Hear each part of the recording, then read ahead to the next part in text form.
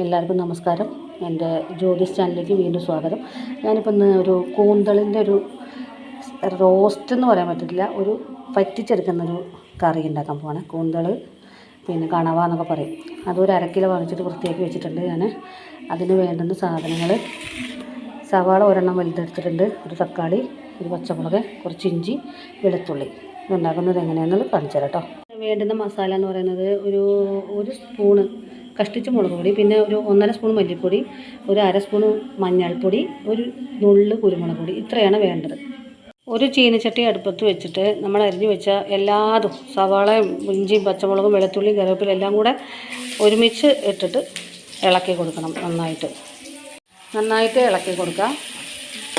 നന്നായിട്ട് വഴന്ന് വരട്ടെ. നന്നായി വഴന്ന് വരുമ്പോൾ നമുക്ക് പൊടിവകകൾ ചേർക്കാം. ഉള്ളി, വെളുത്തുള്ളി, കറിവേപ്പില അതെല്ലാം നന്നായിട്ട് വഴന്ന് വരുമ്പോൾ ഈ പൊടിയായിട്ട് തക്കാളി അരിഞ്ഞിട്ട് അത് ചേർത്തിട്ട് ഒന്നും കൂടി നന്നായിട്ട് വഴറ്റാം. തക്കാളി നന്നായി അലിയുന്നത് വരെ വഴറ്റി കൊടുക്കണം.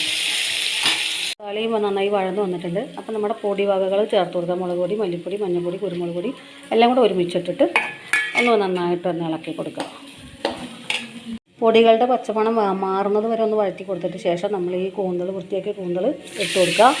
എന്നിട്ട് കുറച്ച് വെള്ളം ഒഴിച്ച് കൊടുക്കുക. എന്നിട്ട് ആവശ്യത്തിന് ഉപ്പിടാൻ മറക്കരുതേ. വെള്ളം പോരെങ്കിൽ കുറച്ചുകൂടെ വെള്ളം ഒഴിച്ച് കൊടുക്കുക. കുറച്ച് വേവുള്ള ഇതാണ് കൂന്തൾ. അപ്പോൾ വലിയ കൂന്തളായതുകൊണ്ട് കുറച്ച് വേവ് ഉണ്ടാവും. കുറച്ചുകൂടെ വെള്ളം ഒഴിച്ച് കൊടുത്തിട്ട് അടച്ച് വയ്ക്കുക. ഇപ്പോൾ ഇതാ കൂന്തൾ വറ്റിച്ചത് റെഡി ആയിട്ടുണ്ട്. കൂന്തൾ റോസ്റ്റ് എന്നൊക്കെ പറയും.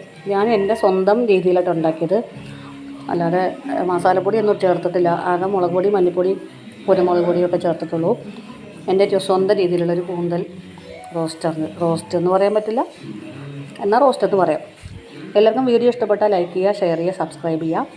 വീണ്ടും ഒരു വീഡിയോ ആയിട്ട് അടുത്ത് തന്നെ കാണാം. നന്ദി.